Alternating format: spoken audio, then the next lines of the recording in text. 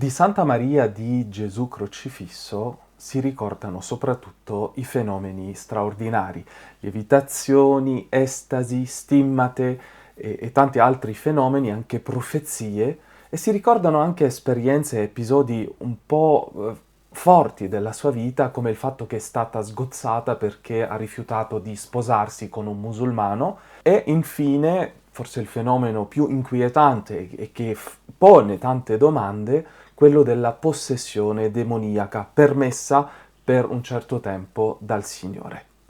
Eppure l'essenziale della vita di questa santa non è lì. Il suo nome al secolo è Mariam Bawardi, è figlia di Georges Bawardi e di Mariam Shahin, genitori di origini libanesi, anche se c'è qualche ramo siriano, che sono scappati dalle persecuzioni verso l'Alta Galilea. Infatti Mariam nasce nel 1846 in un paesino a pochi chilometri da Nazareth. E come un altro libanese, Sanchar Belmahlouf, a volte la loro santità è confusa con quella forza da taumaturgo e con quei fenomeni straordinari che in realtà sono un epifenomeno e l'essenziale è altrove. Oggi, in questo dialogo con le Carmelitane, parlerò con Madre Chiara Teresa, la priora del Carmelo di Lucca, di Santa Maria di Gesù Crocifisso come persona, ma tratteremo anche dei suoi fenomeni straordinari. La sfida di oggi sarà quella di trovare la connessione tra questo straordinario, che magari attira un po' i titoli di stampa, e l'ordinario che attira solo chi cerca Dio. E vedremo come questi due fenomeni sono complementari e la base, il fondamento è l'esperienza con il Signore. Suor Chiara, vedi, l'ho detto una sola volta, Madre Chiara, Suor Chiara, benvenuta di nuovo in questi dialoghi con le Grazie. Carmelitane. Iniziamo subito con la tua consorella. Raccontaci un po' chi è, perché tanti sanno chi è e tanti no. Allora, Mariam di Gesù Crocifisso è nata il 5 gennaio del 1846 ad Abellin e io le pronunce spero che siano più o meno corrette, saranno Va benissimo. italianizzate, Ablin. nell'Alta Galilea. Come hai detto, viene da una famiglia di origine libanese, anche damascena, appunto in fuga dalle persecuzioni. Oltretutto, questa famiglia, questa coppia cristiana, veramente cristiana, ha subito le persecuzioni in Libano, ma anche nell'Alta Galilea ha sofferto molto. È una famiglia molto provata, con una fede davvero ricca e vera.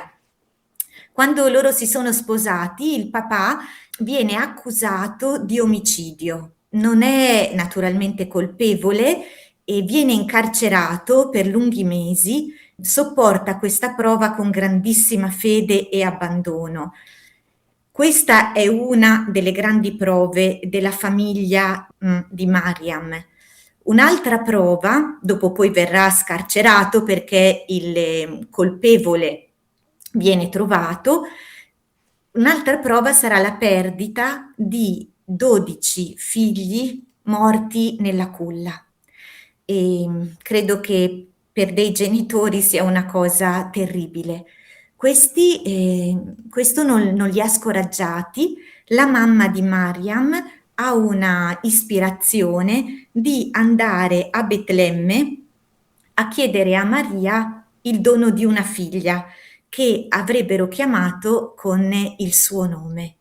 E che poi questo simpatico dice avrebbero dato al santuario a Betlemme il peso uguale di cera a quello della bimba a 3 anni. Quindi la bimba era Ah, molto 3 anni, esile non quando era alla nascita. piccolina, ma comunque insomma il voto era stato fatto. No, a 3 anni, perché sai, la nascita era troppo poco il voto, erano generosi, erano anche una famiglia molto semplice. Da Comunque, buoni dopo libanesi. poco nasce Mariam, che viene consacrata alla Madonna e dopo un anno nascerà anche, dopo un anno, sì, un anno o due, nascerà il fratello Paolo. Quindi questi due bambini saranno la gioia di questa famiglia. Purtroppo, e qui cominciano davvero ancora le prove per Mariam, che ha una vita difficilissima, veramente difficilissima. Il padre muore, Paolo e il fratellino era ancora nella culla e pochi giorni dopo di crepacuore muore anche la madre. Quindi questi due bambini piccolissimi si trovano orfani e il papà sul letto di morte aveva affidato la piccola Mariam a San Giuseppe e vedremo come la figura di San Giuseppe sarà anche lui presente nella vita di Mariam. E comunque come usava nelle famiglie in Galilea in quel periodo, i bambini vengono affidati agli zii.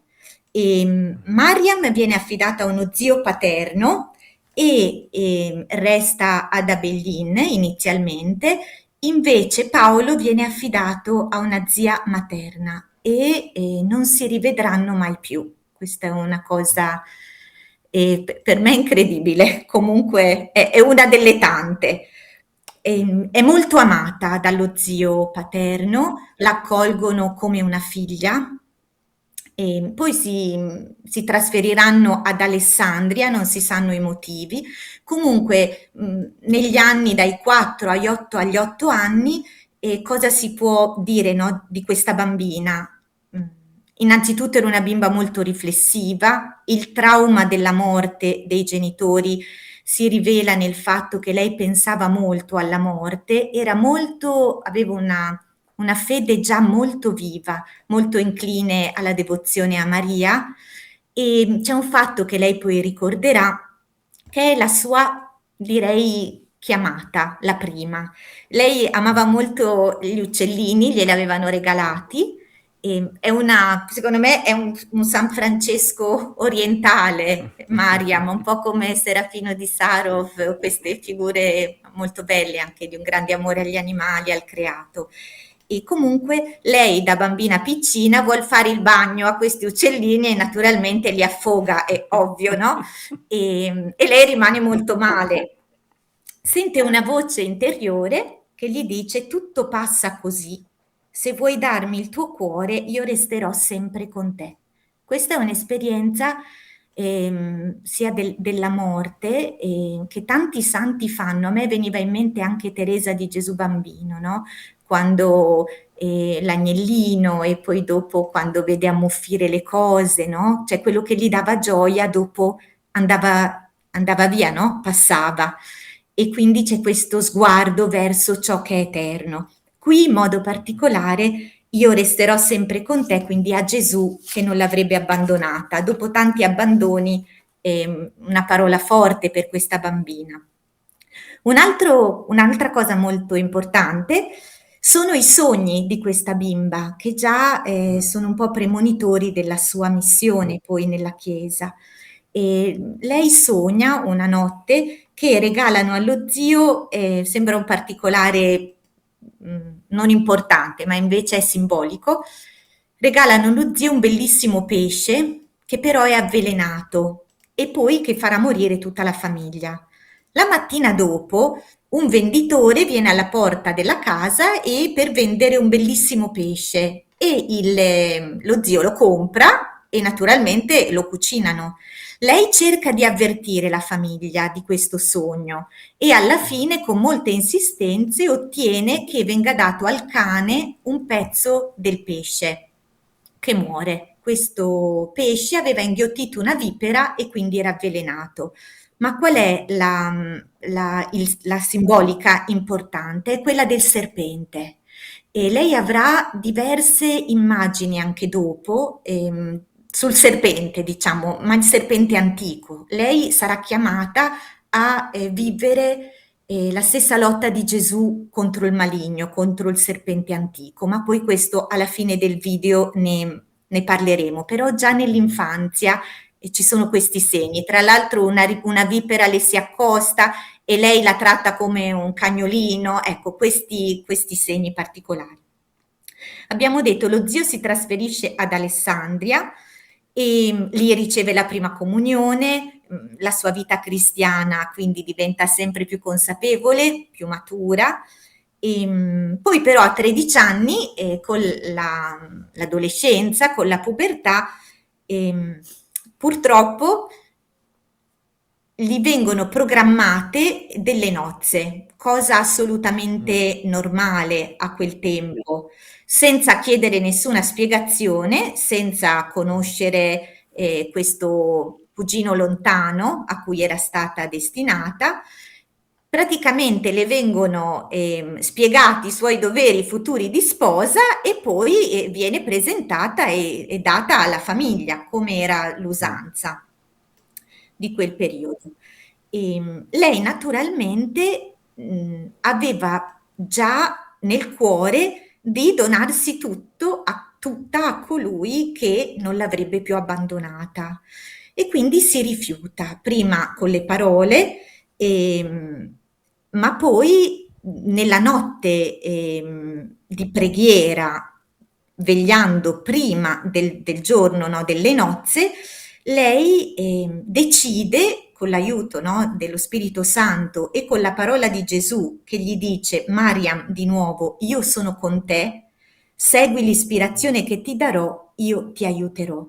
Lei la mattina dopo, l'avevano tutta vestita per le nozze, invece di uscire e servire il caffè e i liquori ai commensali, alla famiglia dello sposo, del futuro sposo, esce coi capelli tagliati sul vassoio, pieni di gioielli, ma con i suoi capelli tagliati in segno di scelta di verginità. E cosa è successo ci si può immaginare, quindi l'hanno Lo picchiata, zio l'hanno furioso. sgridata, cercano di convincerla. Sì, cercano, ma perché era normale allora. Mh-mh. Nessuna ragazza avrebbe disobbedito in questo modo o si sarebbe incaponita in questo modo. Comunque lei resta irremovibile, la trattano come schiava, la mettono in cucina, viene umiliata, ma proprio rimane irremovibile. Le tolgono addirittura l'assoluzione e la comunione, scusate, tanto era normale, anche il sacerdote diceva che stava sbagliando. Ecco. Cosa Mh-mh. succede però? Che questo non poteva durare a lungo, perché era una pena per tutta la famiglia, perché poi le volevano bene, però questo Mh-mh. gesto di ingratitudine era incomprensibile. Ok. Quindi lei le viene in mente il fratello e quindi vuole mandare una lettera a suo fratello che stava ancora appunto vicino a Nazareth e le viene come idea quella di dare questa lettera, consegnarla a un vecchio servo musulmano dello Mh. zio che si sarebbe dovuto recare da quelle parti. Quindi lei con questa lettera va a trovare questo servo, viene accolto molto bene dalla moglie, dalla mamma di questo signore, ecco, di quest'uomo, che la invitano addirittura a cena e parlando, lei insomma indulge in qualche particolare della sua situazione, no? E Mh-mh. loro sembrano capirla, soltanto che il discorso va a finire sulla religione, quindi quest'uomo critica la religione cristiana che diciamo provoca secondo lui queste durezze nei confronti di una ragazzina. E il discorso va avanti e gli dice perché non vieni ad abitare con me, diventi mia moglie, la mia seconda moglie, ti fai musulmana e io ti proteggerò. E di fronte a questo, naturalmente, Mariam, che non aveva inizialmente intuito il pericolo, dice appunto: Io sono figlia della Chiesa, se non ho sposato un uomo Mh. cristiano, men che meno sposerò un uomo musulmano. Però ecco, si accende purtroppo il fanatismo religioso di quest'uomo che la colpisce e poi con una scimitarra le taglia la gola. Dopo, appunto, vedendo il danno, mettono il corpo in un lenzuolo e lo lasciano in un vicolo al buio, no? Era notte, quindi era sera Mh-mh. notte. E così Mariam muore. di per sé, cioè perché anche dopo il medico ha rilevato più avanti, nel suo futuro, quando aveva le sue malattie, che mancavano due anelli della trachea, quindi non è stata solo una ferita, è proprio stato un miracolo.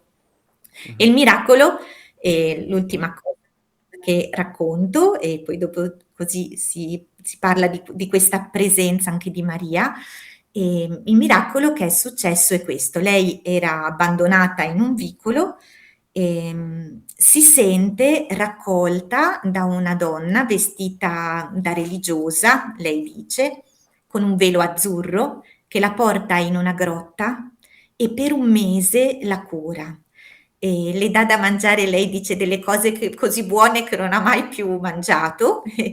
E, guarita dopo un mese, le dà tanti consigli sulla vita spirituale, per esempio uno che a me ha colpito tanto, molto semplice come una mamma, dire avrai tante prove, ma il Signore ti manderà sempre gli aiuti necessari per superarle, per viverle con Lui.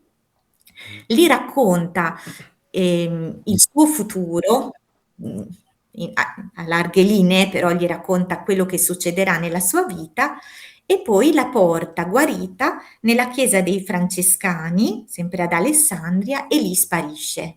Ecco, e Mhm. lei capirà più avanti, ma maturando questa esperienza, che era Maria. Quindi lei si è trovata proprio quasi in uno scenario di Apocalisse, sapeva di Mhm. essere morta e che il Signore l'ha rimandata, diciamo, gli ha ridonato la vita perché la sua missione sulla terra non era ancora compiuta ed era solo vergine martire. Quindi non lo Mhm. so che cosa ancora e ancora molto di più, ecco, le sarà chiesto.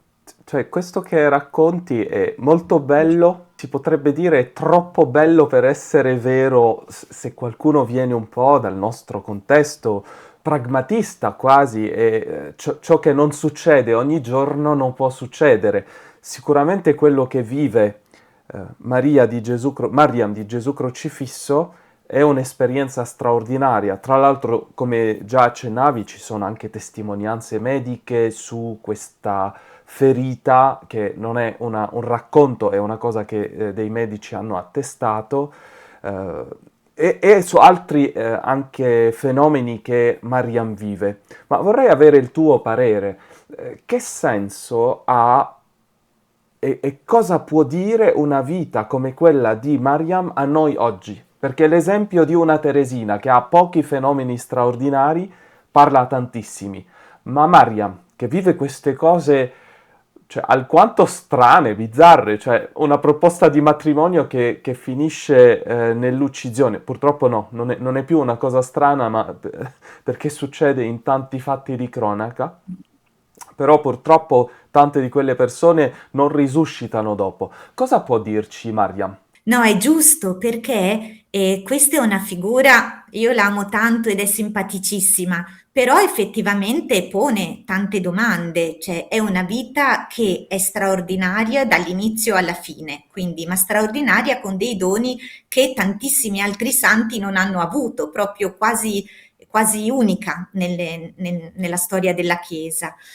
Secondo me il Signore ce l'ha donata, tra l'altro poco prima di Teresa di Gesù Bambino, Mhm. poco prima, perché per farci capire che davvero Dio irrompe nella storia quotidianamente attraverso i suoi santi, ma non attraverso questi segni straordinari che sono particolari di una missione, no? L'abbiamo già accennato e lo vedremo anche dopo, ma per farci capire che mi viene in mente Saint-Exupéry, no? Che l'essenziale è invisibile agli occhi, Mm, mm, mm, cioè mm. la realtà vera non è quella che noi viviamo, ma è davvero la realtà che si apre a noi, al nostro sguardo con gli occhi della fede.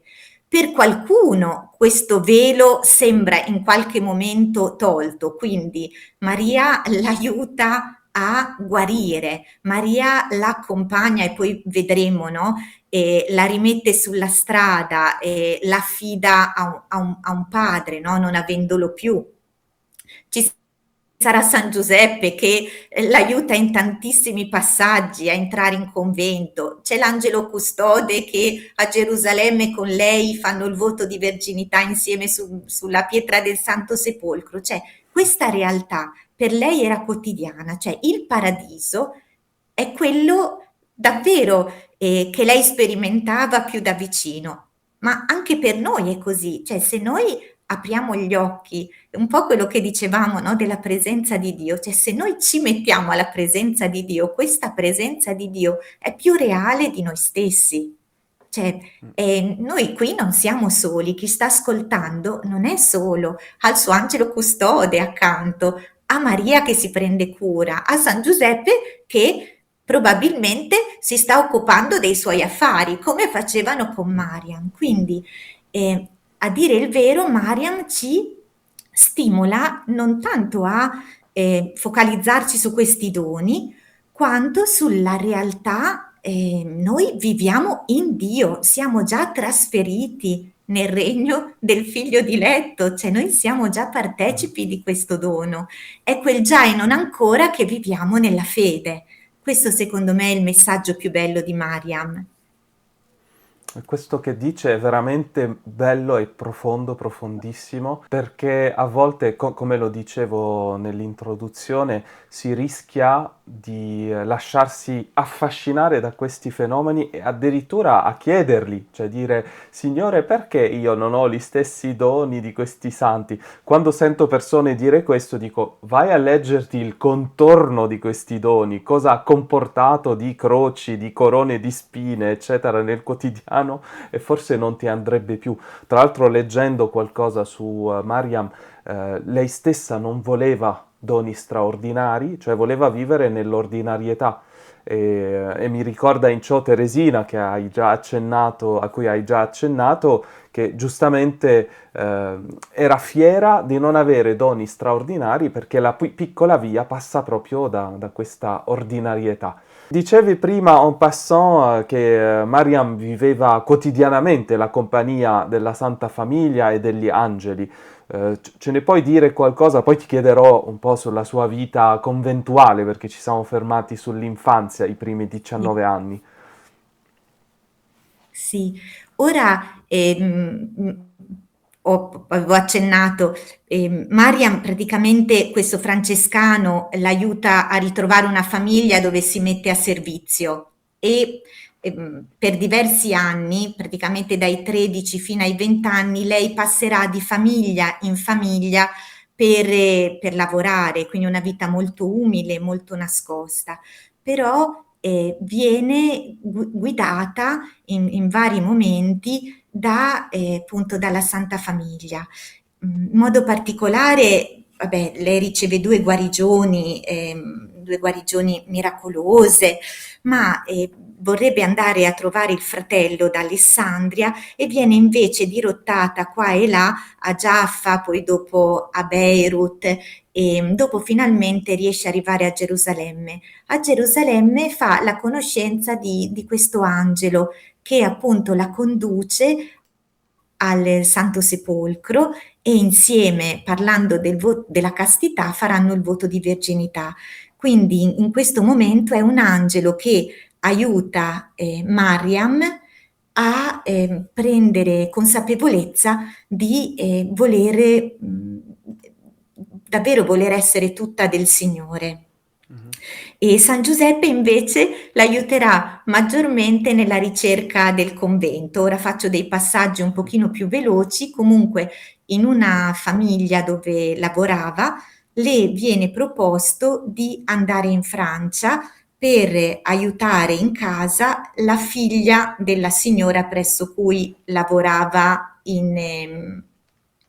per cui lavorava in quel momento e quindi ricordandosi che la Madonna gli aveva detto che le aveva detto, scusate, che sarebbe andata in Francia, si imbarca per Marsiglia. Arriva lì a 18 anni, lavora presso questa signora e qui iniziano i fenomeni straordinari più intensi, soprattutto le estasi e poi le stigmate. Per le estasi lei avrà una estasi di 4 giorni, la prima, che la credono malata e naturalmente non c'era malattia.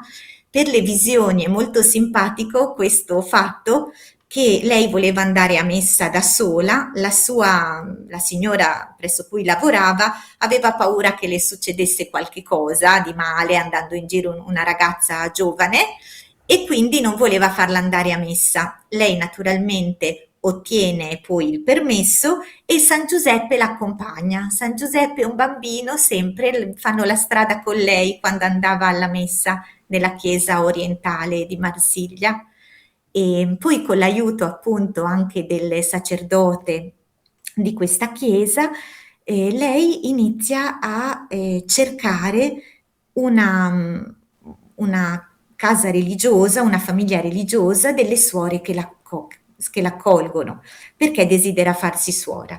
Naturalmente la signora lo ostacola, la signora è la sua datrice di lavoro, però San Giuseppe lavora contro e sarà accolta, verrà rifiutata in diversi posti. Anche questa umiliazione sembra buffa, no? Perché lei sapeva tante cose, tra virgolette, della sua vita, ma fatica a trovare la sua vocazione, un po' come tutti. Questa è la bellezza della normalità e della piccolezza di Mariam. Poi viene accolta dalle suore di San Giuseppe dell'Apparizione, che l'accolgono subito. Avevano una casa vicino a Marsiglia, l'accolgono perché hanno delle novizie di lingua araba e quindi non si stupiscono del fatto che lei non sa il francese, lo imparerà sempre male, sarà sempre molto simpatico il suo modo di parlare che dava del tu a tutti. In Francia si dà del voi, no? Quando alle persone autorevoli.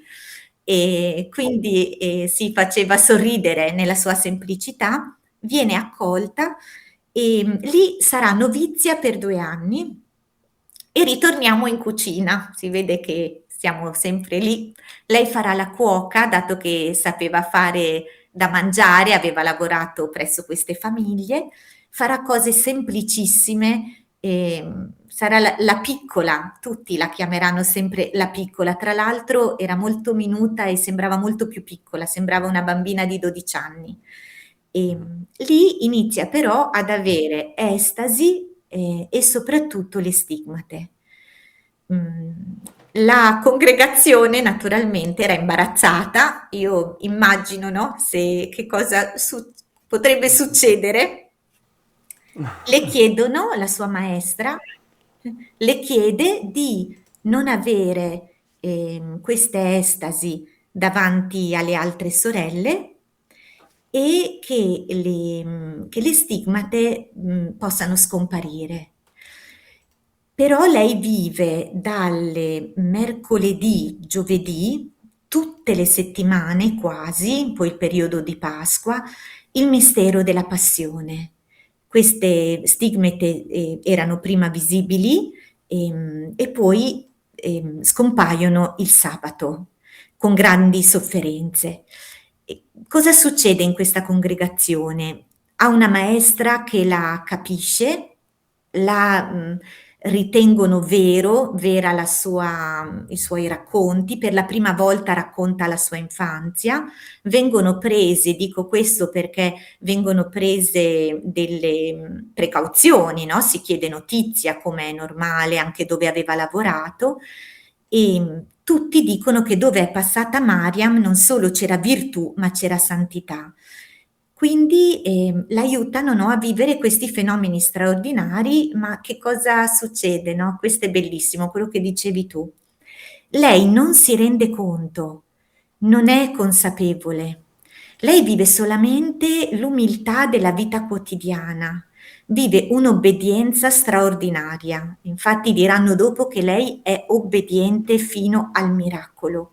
Quando le vengono queste estasi, lei chiede scusa perché dice che si addormenta e dice: "Non so pregare, non riesco perché dico un'Ave Maria e dopo mi addormento." E lei ha queste estasi molto profonde.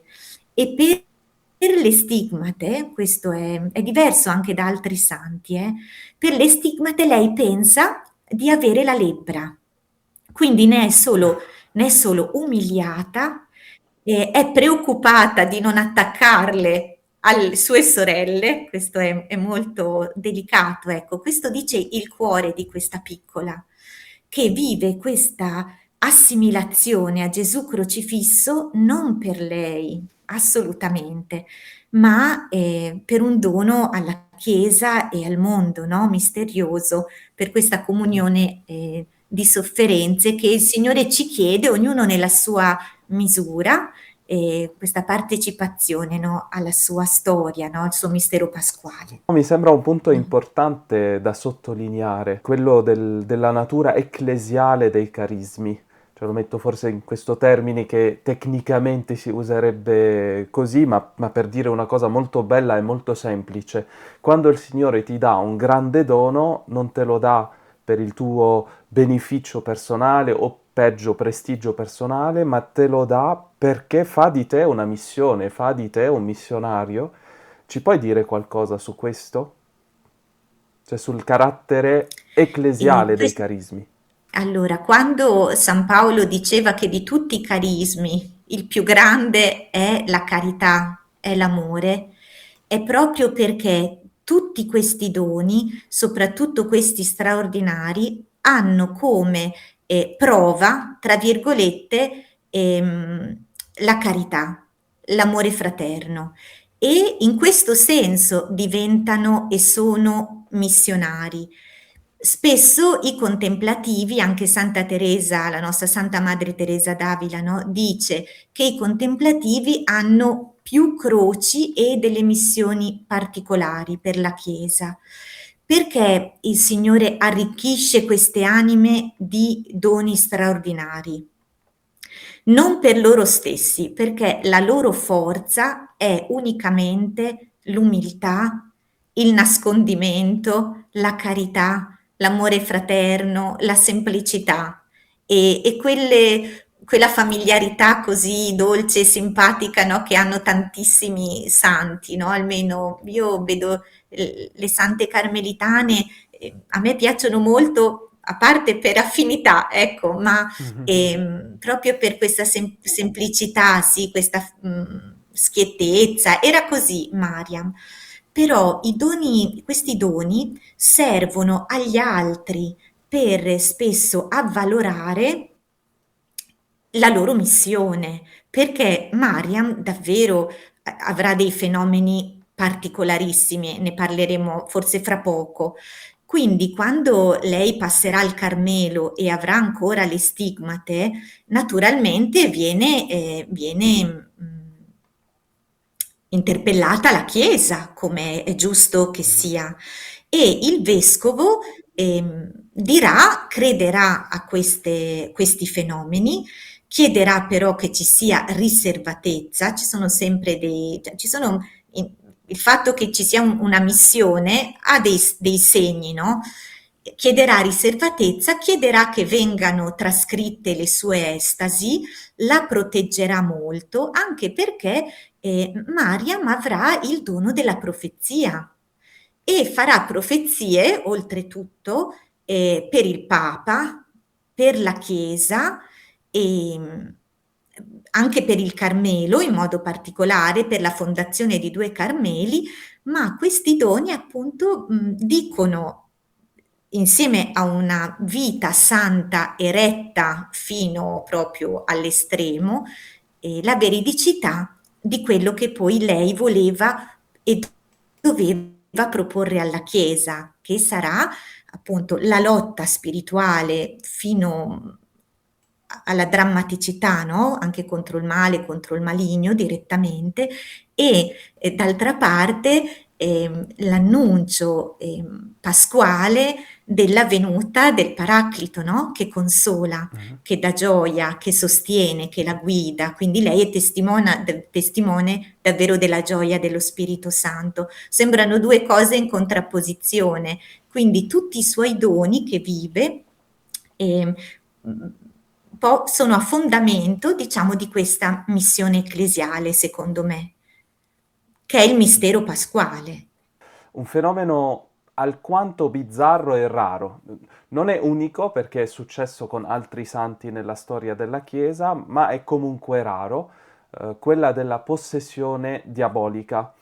Tra l'altro attestata, ho letto un testo su testimonianze mediche, psicologiche, eccetera, perizie su Santa Mariam e Sì, io spendo due parole di più su questo perché il dono della levitazione è molto carino, ma lo accenno solo, che anche questo è unico, l'ha solo avuto San Giuseppe da Copertino di volare proprio. Ed era simpatica perché volava sugli alberi e dopo ci lasciava su la corona e dopo si inquietava perché non la trovava più, perché lei non si rendeva conto, non si ricordava niente quando succedevano questi fenomeni, al Carmelo soprattutto. E, allora, per il discorso della possessione diabolica è molto delicato. Diciamo, questo non è un dono, questo è una prova, un- sì, una prova, è un deserto, è un passaggio doloroso. Lei lo predice, e questo è importante, perché dirà che il demonio si impossesserà del suo corpo, ma non della sua anima. La sua anima sarà libera e rimane sovrana, non peccherà. E questo è importantissimo perché queste prove, che sono vere e proprie croci, se non hanno, no, l'adesione, se non ci sono state adesioni, no, previe, sono solamente croci che uno porta, ecco, mhm, non innocentemente, perché tutti abbiamo peccato, però in comunione con la croce di Gesù. ok. E per lei è stata proprio così. Sono stati 40 giorni al Carmelo di possessione diabolica, in cui le sue sorelle non l'hanno mai lasciata sola, quindi possono testimoniare anche i momenti in cui lei veniva, no? Veniva il demonio per pochi tempi l'abbandonava e lei ritornava lei, ma era consapevole di quello che stava succedendo. Il fine qual è stato? Il demonio voleva scoraggiarla e portarla a bestemmiare Dio. E lei invece continuava con un'obbedienza assoluta alla sua storia, cioè io credo e voglio obbedire e fare unicamente la volontà di Dio. Questo per 40 giorni e anche con vessazioni corporee molto, molto gravi. Finalmente, quando diciamo era finito il tempo lasciato, no, al demonio, sembra perché ci viene in mente un po' Giobbe, che è Giobbe. molto particolare quel testo, però diciamo ci sono riferimenti biblici. Lei naturalmente, ehm, lei naturalmente rientra, diciamo, riprende, no, il possesso di lei stessa, anche se ha compiuto esteriormente degli atti negativi di disobbedienza. Per fortuna al Carmelo di Po, dove lei è entrata, mh, dove lei l'aveva predetto, non ci sarà confusione, le sue consorelle hanno capito bene, l'hanno aiutata, mentre invece Mhm, dovrà soffrire molto al Carmelo di Mangalore in India, sì. dove spesso succede la contraddizione dei buoni, pensano proprio che sia indemoniata, quindi pensate la sofferenza che le viene, però interiormente lei qui ha il dono della consapevolezza che Dio sta permettendo un'ulteriore prova per assimilare invece all'umiliazione del Signore Gesù quando appunto quando dice, no, che è il peccato contro lo Spirito Santo, attribuire al demonio ciò che invece è di Dio. Questo io sapevo, se non è sbagliato teologicamente. Comunque ecco la cosa che non so se l'accenniamo, lei questo appunto, questo fatto della possessione è anche di altri santi, però non è di altri santi, è unico diciamo, il dono che le fa dopo il Signore, che fa il dono di 4 giorni di possessione angelica. Per dire che non è questo l'essenziale, sono solo segni come tasselli di un grande mosaico, che però si legge solo tutto intero, ecco, quando in un'unica visione. Questo per preferire la via ordinaria, poi la prossima volta si parlerà anche della possessione angelica. Non abbiamo bisogno di udire la parola di un angelo, vi sono i comandamenti, le regole, tutto è scritto, abbiamo la via tracciata dinanzi a noi, ma bisogna camminare e camminare nel retto sentiero. Se andate da una parte o se restate qui per terra, a che cosa serve la luce? Ma se camminate nel retto sentiero tracciato dinanzi a voi, avrete la luce. Troverete tolti i sassi, gli ostacoli. Gesù vi custodirà. Non vi fermate allo straordinario. Se si viene a dirvi la Madonna appare qui o là, vi è un'anima straordinaria in tal luogo, non vi andate. Se vi dice vi è la tale o tale rivelazione, non ve ne occupate. Il Signore vi dice sii fedele alla fede, alla Chiesa, al Vangelo. E lei è sempre stata così, ha sempre sottoposto tutto al suo vescovo, al suo padre spirituale, anche alla sua madre maestra e alla sua priora, quindi in una grande obbedienza. Diciamo, per riassumere, no? Tutto è sotto davvero la virtù eroica e drammatica in certi punti dell'obbedienza. È bellissimo e profondissimo quello che dice e venendo da lei ha ancora più di valore perché da quello che presenti di Santa Mariam, che conosco molto meno di altre figure che abbiamo visto insieme, ciò che mi è apparso come lezione principale è che il Signore ogni tanto dà nella storia delle figure che ci permettono di vedere in trasparenza l'eternità, ma queste figure ci dicono quello che tu vedi come dono dell'eternità è una realtà che c'è. Alcuni la vedono e molti no, ma in realtà che c'è. Ma quello che conta è che tu nel tuo cuore sia bio e spirito compatibile con questa eternità. Quindi passi per la via della porta stretta, che è quella dell'imitazione di Cristo, obbediente, che ama, che dona se stesso, che vive la sua lunga vita di Nazareth e anche la sua vita pubblica nell'obbedienza al Padre. Sono cose bellissime, penso per questo che sarebbe meglio a questo punto rimandare la questione, il discorso sulla possessione angelica per la prossima volta, forse come apertura, perché l'essenziale sarà quello di parlare dell'esperienza di Mariam con lo Spirito Santo. Quindi amici, alcuni di voi ogni tanto commentano al video e dicono quando uscirà la prossima, eccetera. Come vedete, sono un padre di famiglia, professore all'università, è un uomo incasinato che fa pure molte cose concrete, perché devo vivere la mia Nazareth, e Suor Chiara anche ha una comunità molto impegnativa. E quindi noi cercheremo del nostro meglio di fare questi video, ma non abbiamo un calendario televisivo e giornalistico. L'ideale è se vi iscrivete nella semplicità, condividiamo questi dialoghi senza nemmeno editing o molto editing, solo qualche ripulizia.